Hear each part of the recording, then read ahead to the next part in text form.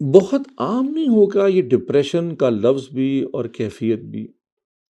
مجھے لگتا ہے کہ ہر وہ چیز جو ہمارے اختیار میں نہیں ہے، اس پہ حد سے زیادہ سوچنے سے ڈپریشن زیادہ ہوتا ہے۔ مجھے ایسا لگتا ہے کہ اللہ تعالیٰ پہ توکل کم ہو جانے کا ایک مظہر ڈپریشن ہے۔